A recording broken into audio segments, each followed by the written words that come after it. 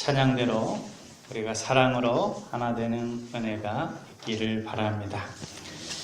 나라가 전쟁으로 또는 자연재해로 먹고 살 것이 없게 되어서 구걸하듯이 다른 나라로 먹고 살 것을 찾아 떠도는 이들이 많이 있습니다.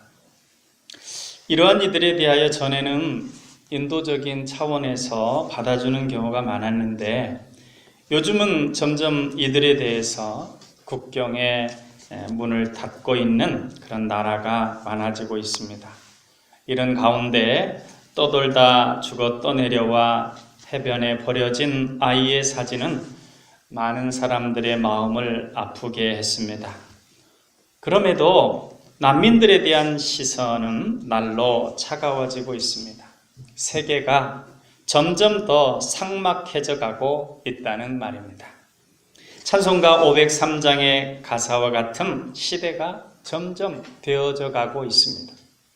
세상 모두 사랑 없어 냉랭함을 아느냐, 곳곳마다 사랑 없어 탄식 소리뿐일세. 우리나라의 상황도 점점 더 각박해지고 있습니다. 예전에는 과수원에서 웬만한 과일 몰래 따먹어도 그저 웃어주고 끝났습니다. 그러나 요즘에는 도둑으로 고발을 당합니다. 이뿐이 아닙니다. 요즘에는 고발이 어떻게 많은지 부모가 자식을 고발하기도 하고 자식이 부모를 고발하며 다툼과 갈등이 적대 관계에 있는 이들뿐 아니라 이웃과 가족에까지 확대되는 상황입니다. 위층에서 시끄럽게 했다고 다투다가 살인을 일으키기도 하는 각박한 시대입니다. 이러한 시대 속에서 우리의 마음도 점점 더 각박해집니다. 누군가는 살아있는 사람은 다 살인자의 후예다, 이런 얘기를 했어요. 생존 경쟁에서 살아남는 자는 약한 자를 죽였기 때문에 살아남았다는 논리입니다. 세상이 그런 것만은 아닌데 점점 더 그렇게 느껴지고 있습니다. 그래서 점점 더 많은 이들이 이러한 세계관에 따라서 조금 더 마음을 모질게 먹으려고 하고 있습니다. 그래서 조금이라도 더 움켜쥐고 조금이라도 더 경계하고 조금이라도 더 확보하기에 힘쓰고 조금이라도 더 외면하려 합니다. 그러면서 우리들은 내면적으로 점점 더 외로워지고 점점 더 날선 듯이 힘들게 살아갑니다. 이런 가운데 있는 우리들에게 주님은 사랑하라고 말씀하십니다. 사랑의 사람이 되라고 말씀하십니다. 본문이 쓰여진 시대는 기독교가 로마에 의해서 박해를 받고 있던 때입니다. 훨씬 더 조심하지 않으면, 지금 우리가 살고 있는 시대보다도 훨씬 더 경계하지 않으면 언제 어느 때 순교당할지 모르는 그런 시대입니다. 언제 죽을지 모르는 상황이고 자칫 잘못하면 죽게 되는 시대에는 사람의 마음이 각박해지고 잔인해지기 쉽습니다. 될 대로 되라는 식의 쾌락주의라든지 아니면 지나친 금욕으로 도피처를 찾는 극단으로 흐르기 쉽습니다. 그래서 시대가 험할수록 이단이 극성을 부리는 것입니다. 이처럼 남 신경 쓰기보다는 자기와 가족 살피기에 급급하고 이래저래 노력해도 되지 않다 보니까 그저 될 대로 되라는 식으로 쾌락주의로 흐르든지 지나친 금욕의 아성을 쌓으면서 세상과 단절하려는 경향이 드러나게 됩니다.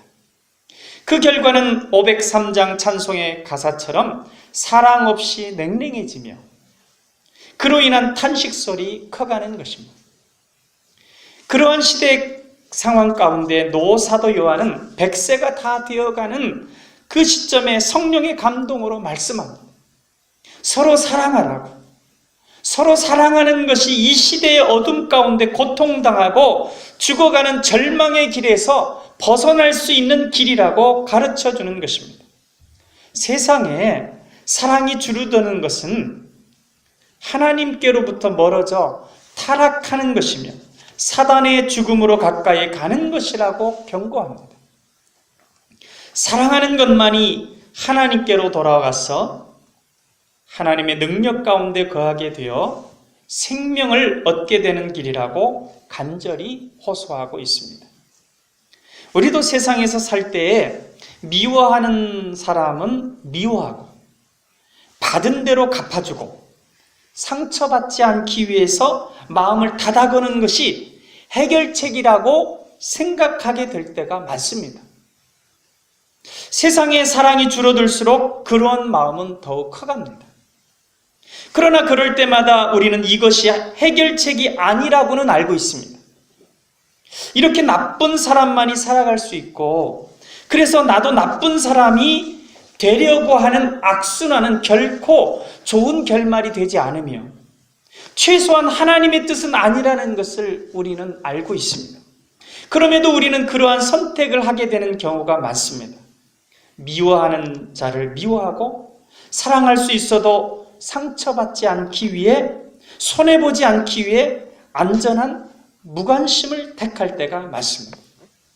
그렇지만 우리가 요단강에 발을 내딛던 이스라엘 백성들처럼 돌 항아리에 물을 붓고 그 물을 연회장에게 갖다 주었던 하인들처럼 내 생각과 감정을 내려놓고 하나님의 말씀에 순종할 때 새로운 세계, 새로운 가능성이 열리게 될 것입니다. 사랑하기 힘들 때 사랑을 선택하고, 미워할 수밖에 없을 때 용서를 선택하고, 나누기 힘들 때 나눔으로 요단강이 갈라지고 물이 변하여 포도주가 되고 곡식 가루통과 기름통이 마르지 않는 역사가 사랑의 하나님으로 인하여 일어나게 될 것입니다. 주님께서는 사랑 없어 탄식하며 소망 없이 완고한 나쁜 사람의 길을 걸어가는 우리들에게 사랑의 사람이 되라고 말씀을 주고 계십니다. 이 말씀들은 우리로 서로 사랑하게 하며 사랑의 사람이 되게 하는 말씀이지만 쉽지 않은 순종일 수 있습니다. 그러나 약속이 있는 순종입니다.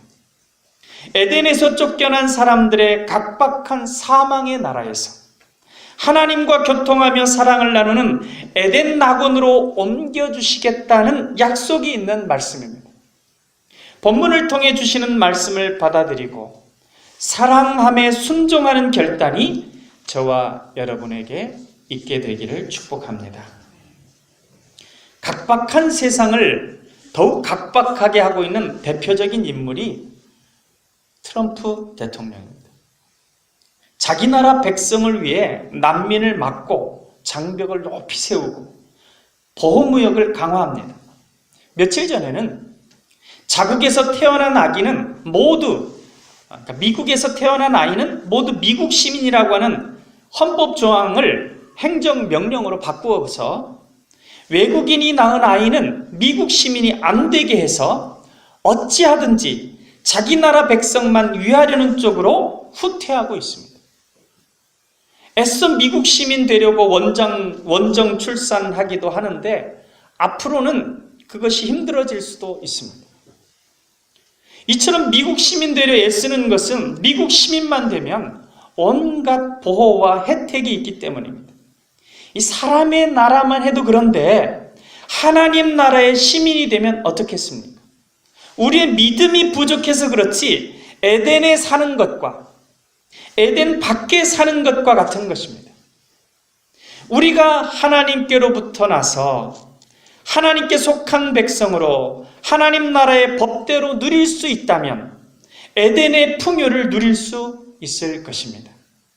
그래서 본문 7절과 8절에서 사도 요한은 말씀하고 있습니다. 우리 7절과 8절 같이 읽어보겠습니다. 사랑하는 자들아, 우리가 서로 사랑하자. 사랑은 하나님께 속한 것이니 사랑하는 자마다 하나님으로부터 나서 하나님을 알고 사랑하지 아니하는 자마다 하나님을 알지 못하나니 이는 하나님은 사랑이심이라.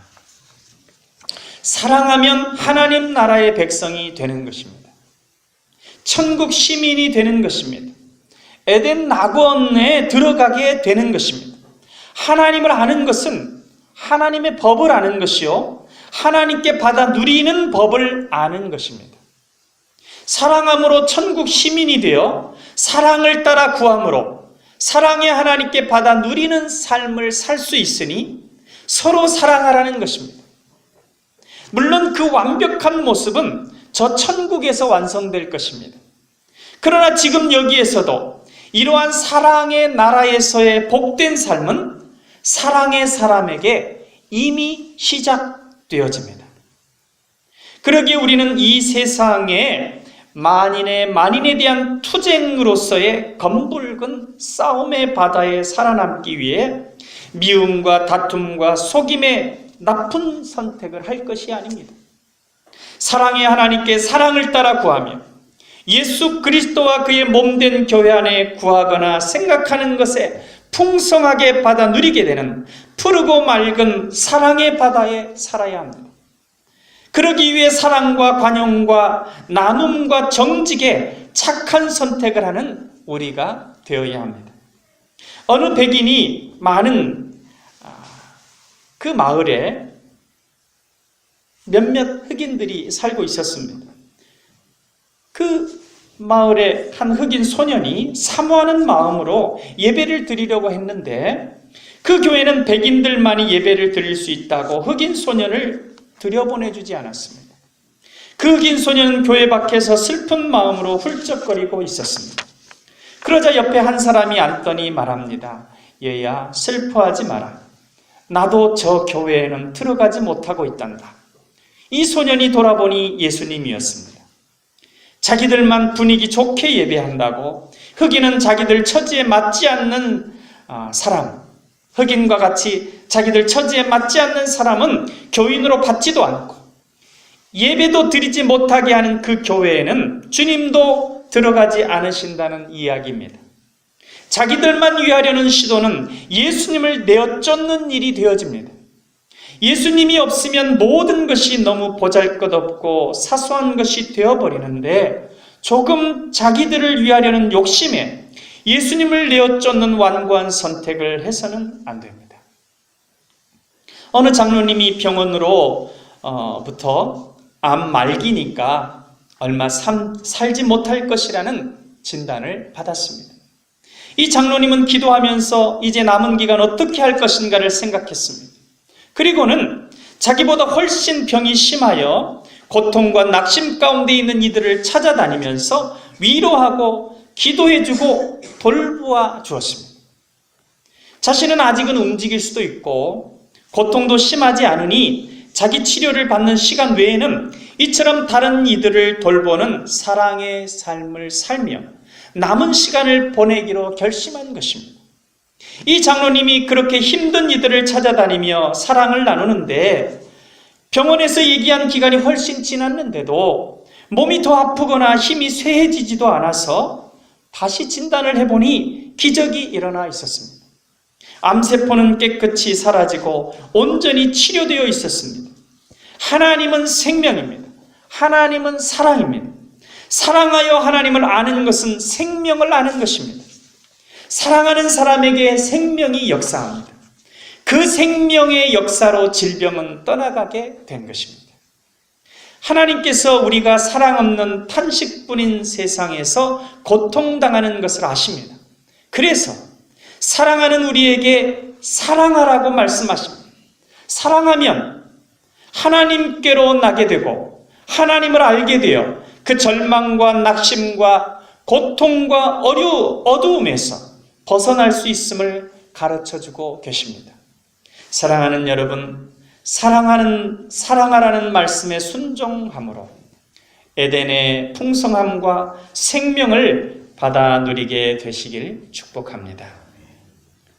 우리가 부르는 가스펠송 중에 내가 먼저 용서하지 못했고 내가 먼저 사랑하지 못했고 내가 먼저 안아주지 못했네. 나는 어찌 된 사람인가? 이런 노래가 있습니다. 사랑을 받으면 사랑하겠는데 다른 사람이 손을 먼저 내밀어주면 그 손을 잡고 친해지겠는데 먼저 하지 못합니다. 먼저 했다가 상대가 외면하여 상처받을 것을 염려합니다. 나는 사랑하는데 상대가 미워함으로 손해볼 것을 염려합니다. 어찌 보면 우리 인간은 사랑을 받아야만 사랑할 수 있는 부족한 존재인지도 모릅니다. 그러나 본문 9절과 10절은 우리가 우리에게 말씀하시는 그분께서 우리가 먼저 사랑을 받았다고 말씀합니다. 우리 9절과 10절 말씀 같이 한번 읽어보겠습니다. 하나님의 사랑이 우리에게 이렇게 나타난 바 되었으니 하나님이 자기의 독생자를 세상에 보내심은 그로 말미암아 우리를 살리려 하심이라. 사랑은 여기 있으니 우리가 하나님을 사랑한 것이 아니요 하나님이 우리를 사랑하사 우리 죄를 속하기 위하여 화목제물로 그 아들을 보내셨음이라. 아멘. 우리가 이루 말할 수 없는 놀라운 사랑을 받았기에 이제 사랑할 수 있다고 말씀합니다. 사랑은 우리에게서 시작된 것이 아니고 먼저 하나님에게서 시작되었다고 말씀합니다. 노사도 요한은 우리가 먼저 사랑한 것이 아니라고, 하나님께서 먼저 사랑하셨다고, 그래서 우리의 사랑은 하나님의 사랑에 대한 응답인 것이라고 말씀합니다. 달이 해의 빛을 받아서 빛을 발하듯이 우리는 하나님의 사랑을 받아 사랑하는 것이니 우리가 먼저 사랑하는 것이 아니라는 말씀입니다. 그저 자신의 하나뿐인 아들을 우리를 위해 죽게 하신 그 큰 사랑을 깊이 받아 그 사랑을 따라 사랑하는 것이 우리의 사랑이라고 말씀합니다. 사단은 우리로 하여금 사랑하는 것이 잘못됐다고 말하지 않습니다.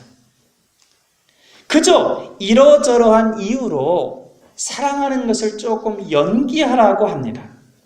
그중 하나가 먼저 하지 말고 받은 다음에 하라고 합니다. 그러나 우리는 먼저 받았음을 감추고 있습니다. 주님은 우리가 먼저 받을 수 있도록 십자가에서 생명을 내어주시며 우리를 사랑하셨습니다. 그러기에 우리는 받은 사랑으로 조금 나누는 것뿐입니다.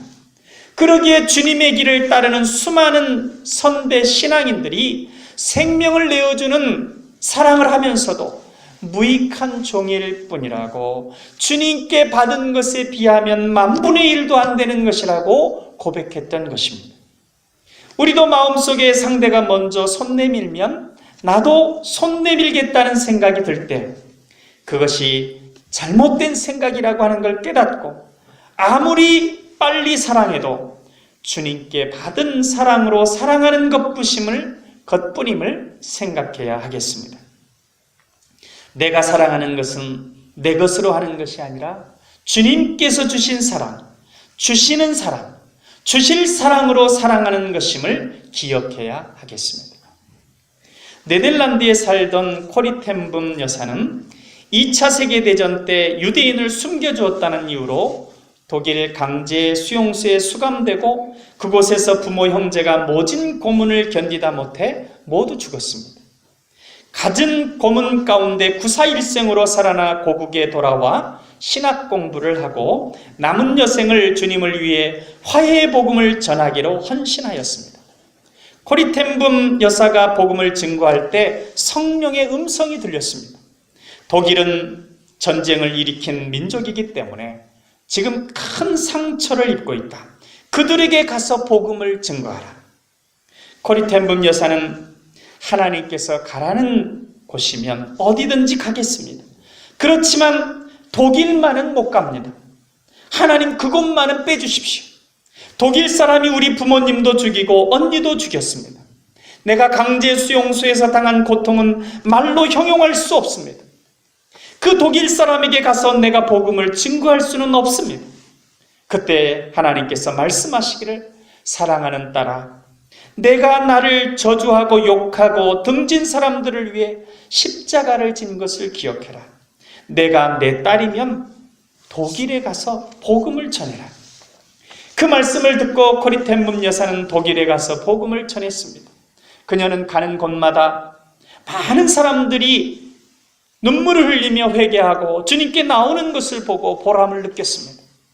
그런데 하루는 설교를 마치고 강단에서 내려서자 많은 사람들이 악수를 하기 위해 줄을 섰는데 허름한 외투를 입은 한 남자가 앞으로 다가오는 것을 보고 여사는 심장이 멎고 온몸에 피가 거꾸로 흐르는 것 같았습니다.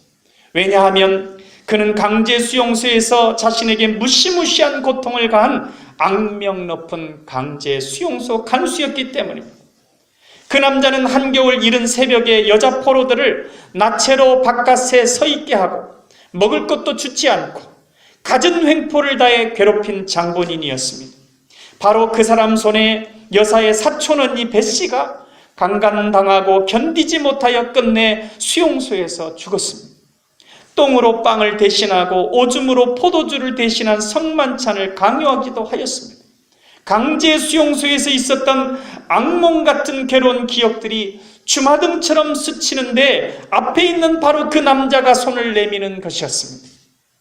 그 남자는 전쟁 당시 수많은 여자 포로들을 죽였기 때문에 여사를 알아보지 못했지만 코리텐범 여사는 꿈에도 그 얼굴을 잊을 수가 없었습니다. 도저히 손을 내밀어 그와 악수할 수가 없어서 얼른 마음속으로 기도했습니다. 예수님, 저는 하늘에서 진노의 벼락이 내려 이 사람을 때리기 전에는 이 사람을 절대 용서할 수 없습니다.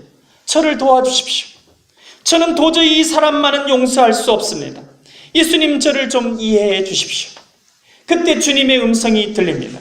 나는 십자가에서 나를 못 박고 죽이고 침 뱉으며 채찍으로 때리고 조롱하며 가시관을 씌워서 나를 괴롭히는 사람들을 용서했지 않느냐? 나는 나를 죽인 사람들을 용서하였다. 너도 용서하여라. 이에 하나님이 도와주시지 않으면 못합니다 라고 여사가 기도하자 성령의 능력이 임하여서 여사의 손이 나가서 그 사람의 손을 잡았습니다. 천근 같은 손을 들어 악수하는 순간 하늘에서 주님의 평화가 쏟아져 내려왔습니다. 그녀는 한없이 눈물을 흘리면서 위로와 평안을 얻었습니다. 그러자 그 사람은 무거운 입을 열어 이렇게 말했습니다. 네덜란드 사람인 당신이 전쟁 때 우리 독일 사람이 저지른 죄를 용서하고 복음을 전해주어서 얼마나 기쁜지 모릅니다. 저는 죄를 많이 지은 사람입니다. 죄를 용서받고 새 사람이 되기 위해서 오늘 주님 앞에 나왔으니 저를 위해서 기도해 주십시오. 그 순간 갑자기 하늘문이 열리고 주님의 사랑이 여사에게 넘쳤습니다. 순식간에 미움과 원한이 눈 녹듯이 다 녹아버리고 말았습니다. 코리텐범 여사는 그리스도의 큰 사랑으로 그 사랑을 용서해 주었고 그 사람의 영혼이 구원받기 위해서 기도해 주었습니다. 코리텐범 여사는 그때 자신의 마음속에 남아있던 쓰라린 원한의 상처가 치료를 받고 그 이후로 온 세계에 다니면서 용서와 사랑을 힘있게 전할 수 있었다고 고백했습니다. 사랑하는 여러분, 여러분을 아프게 한 사람이 생각나십니까? 그들을 오늘 용서하실 수 있기를 바랍니다. 그러면 모든 상처가 깨끗하게 치유되고 하나님의 평화가 함께 하실 것입니다. 부러워하면 진다는 말이 있습니다. 누군가를 부러워하면 그 사람에게 지는 것이란 말인데 본문의 가르침에 따르면 미워하면 진다가 맞습니다. 우리가 누군가를 미워하면 그 미움 속에 미움과 증오의 영인 사단이 거하게 되고 우리가 누군가를 용서하고 사랑하면 그 용서와 사랑 안에 사랑의 하나님께서 거하십니다. 사도 요한은 우리가 사랑하면 우리 안에 하나님께서 거하심을 11절과 12절에서 말씀하면서 사랑하는 것이 마땅하다고 강변하고 있습니다. 11절과 12절 우리 같이 읽어보겠습니다. 사랑하는 자들아, 하나님이 이같이 우리를 사랑하셨은즉 우리도 서로 사랑하는 것이 마땅하도다. 어느 때나 하나님을 본 사람이 없으되 만일 우리가 서로 사랑하면 하나님이 우리 안에 거하시고 그의 사랑이 우리 안에 온전히 이루느니라. 아멘. 이 스타워즈에 보면 선한 전사인 제다이가 있는데 그 한 제다이가 악마의 하수인이 되어가는 것을 보게 됩니다. 그 과정은 그 마음 안에 분노와 증오를 심는 것입니다. 복수를 위해 힘을 갈구하게 하고 그 힘을 미움과 증오를 위해 쓰게 합니다. 그러면서 선한 전사가 악마의 하수인으로 변해갑니다. 우리가 어떤 이유로든 미움과 증오를 우리 안에 품지 말아야 할 이유입니다. 그래서 주님은 우리가 사랑으로 미움을 이기라고, 선으로 악을 이기라고 말씀하셨습니다. 결국 용서와 사랑은 상대를 위한 것이기 이전에 먼저 용서하고 사랑하는 자신을 악마에게서 보호하고 하나님의 사랑과 은혜와 축복 가운데 잠기게 하는 것입니다. 어떤 화가가 예수님을 그리기 위해 모델을 정했습니다. 너무도 인자하고 아름다운 모델을 그 모습을 모델을 통해 잘 그려냈습니다. 오랜 시간이 흘러 이 화가는 가룟 유다도 그리고 싶었습니다. 가룟 유다의 이미지를 떠올리다가 교도소를 찾아가게 되었습니다. 그곳에서 모델을 구했습니다. 살기등등한 눈빛에 깡마른 얼굴, 고뇌가 가득한 표정으로 가룟 유다를 끄집어냈습니다. 그림을 완성했습니다. 그리고 모델에게 모델료를 지급하려고 하는데 모델로 섰던 그 죄수가 화가에게 말합니다. 선생님, 나를 모르시겠습니까? 그 말에 화가는 그 죄수를 뚫어지게 쳐다봤습니다. 가만히 보니 어디서 본 얼굴인데 생각이 안 났습니다. 그 죄수가 말하길, 오래전 선생님의 모델을 한 적이 있습니다. 그때 저를 통해 그린 그림은 예수님이었습니다. 우리 안에 사랑이 있느냐 미움이 있느냐에 따라 우리 모습은 달라지게 됩니다. 사랑 안에 하나님이 계시고 미움 안에 사단이 거하기 때문입니다. 세상 사람들이 우리 모습에서 하나님을 보고 예수 그리스도를 볼 수 있다면 그것이 가장 크고 놀라운 선교일 것입니다. 사랑하는 여러분, 사랑하심으로 주님을 증거하게 되시기를 주님의 이름으로 축원합니다. 기도하겠습니다. 사랑의 하나님, 독생자를 주시기까지 저희를 사랑해 주시고 그리하여 우리가 사랑하며 사는 천국 시민 되게 해주시니 감사합니다. 우리가 먼저 용서하고 서로 사랑하여 하나님을 더욱 알고 그 안에서 주님께서 주시는 풍요와 평강과 은혜를 누리며 사랑의 주님을 증거하게 하옵소서. 사랑의 예수님 이름으로 기도하옵나이다. 아멘.